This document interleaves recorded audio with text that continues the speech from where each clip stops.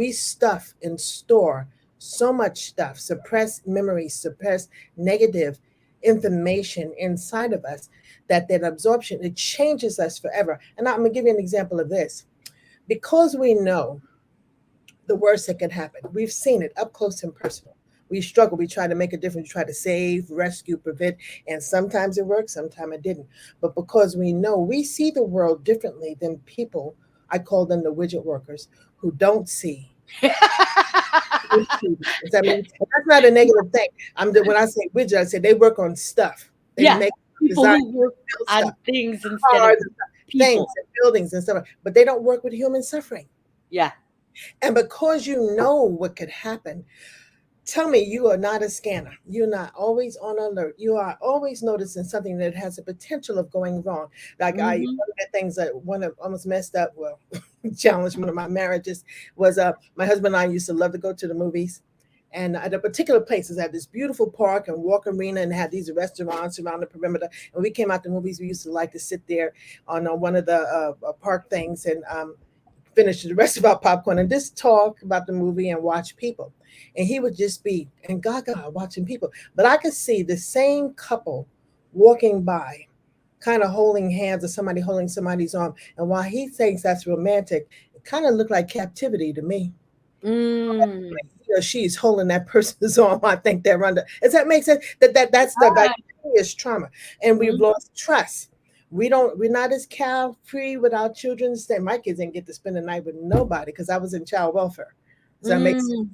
Mm. I was Mhm. in cancer unit for years, and so when something was happening and going around, then I'm extra careful with the sanitation, the protection, and the nutrition. You understand? We're not that casual, and I'm not putting that down. We're not that carefree, but it has caused a distrust. We stay. Mhm. This is the word I want to say.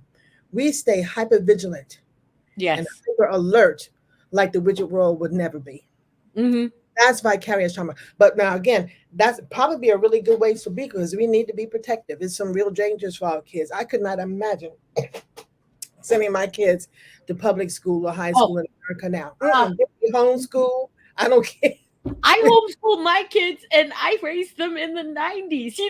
I just didn't trust them. I didn't trust those But systems. even more so now because of that, if that makes sense. But Yeah. that's the change that has happened to us. So that's if I can. But while that's happening, it's a chemical reaction going on in Yes. us. We're losing sleep. We can't rest. We can't breathe. We can't. I can't even be for years. My family went to Yosemite Park. My baby's 50. Oh. We went to Yosemite Park since he was 3 years old for Labor Day, and every year it's like 3 or 4 generations of families out there because the kids are grown up and they got married and stuff like that. And the other adults would be eating barbecue, playing cards, reading books, dancing, having a conversation. Me, because I worked in child welfare, I worked in child abuse. Every time the children squeal on the water slide, I'm jumping because I think somebody will snap. Mm. I couldn't even be there and just be a part of the festivities at the wedding, at the cookout, at the birthday party, at whatever, at church. I'm noticing this is how we are. And I want you to understand that. I want you to understand that because we need to do something to bring out that kind of calm and settle and peace. Still keep an eye for the safety of our Mhm. children and our families, our patients, but we have to bring ourselves back in. We got to rein it in somehow.